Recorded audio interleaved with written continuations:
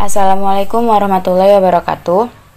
Kami dari kelompok 4 akan memberikan penjelasan sedikit tentang teori faktorial analitik Raymond B. Kettle.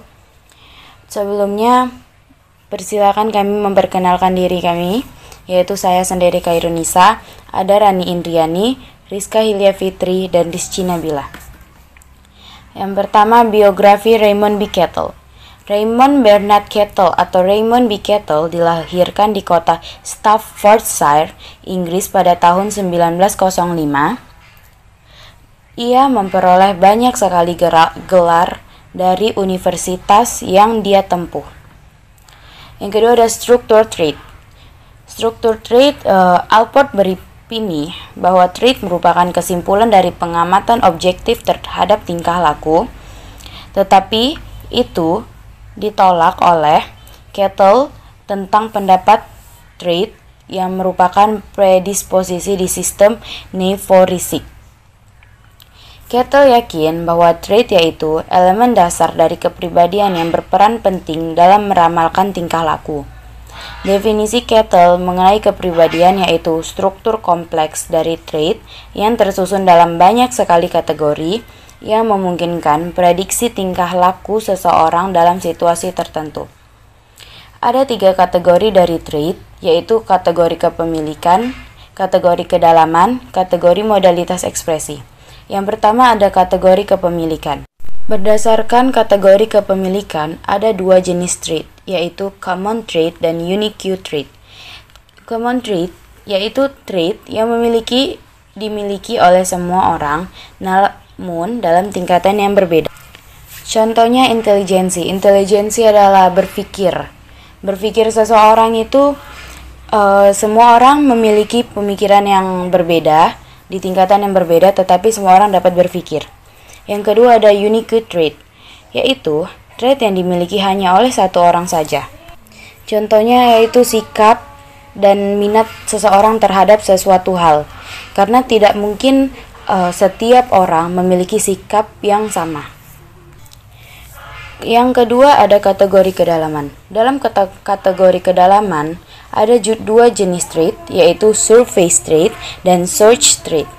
Surface trait yaitu trait yang tampak di permukaan dan menjadi tema umum dari beberapa tingkah laku. Dan yang kedua ada search trait, yaitu trait yang tidak sanggup disimpulkan secara eksklusif dari 3. Kategori modalitas ekspresi. Berdasarkan modalitas ekspresi ada 3 jenis trait. A. Ability.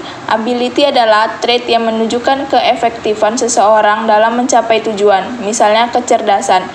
Trait ini juga merupakan sifat yang menentukan seberapa mampu seseorang dapat bekerja demi sebuah tujuan. B. Temperamen.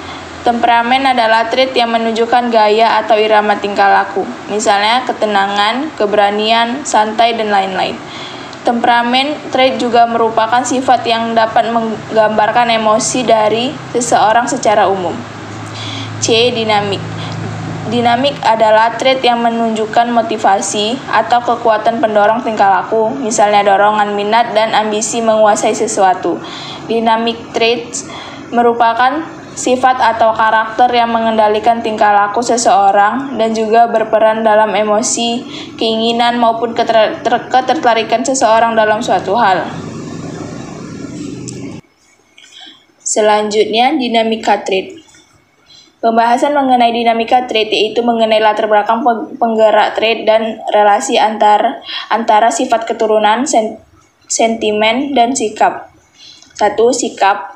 Sikap adalah konsep tentang tingkah laku spesifik atau keinginan untuk bertingkah laku tertentu sebagai respon terhadap situasi. 2. Dorongan pembawaan dorongan atau motif pembawaan oleh Kettle disebut urge. Semua dorongan primer yang dibawa bersama kelahiran disebut urge. 3. Sentiment. Sentiment adalah organisasi struktur keseimbangan attitude yang memperoleh energi dari urge tetapi dibentuk oleh hasil belajar. Yang keempat ada kalkulus dinamik.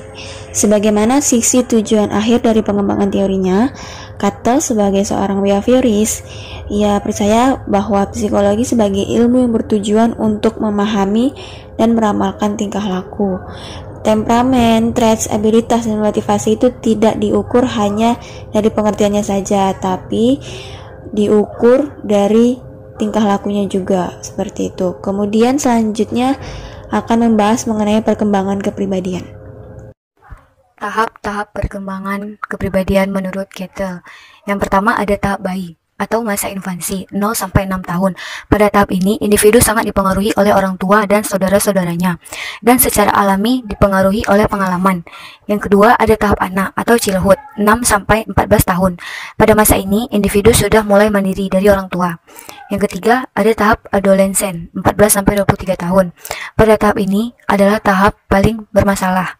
Dimulai kepada individu yang beraksi terhadap kemarahan, namun tidak dapat mengatasinya. Yang keempat ada tahap kemasakan atau masa maturity, 23 sampai 50 tahun.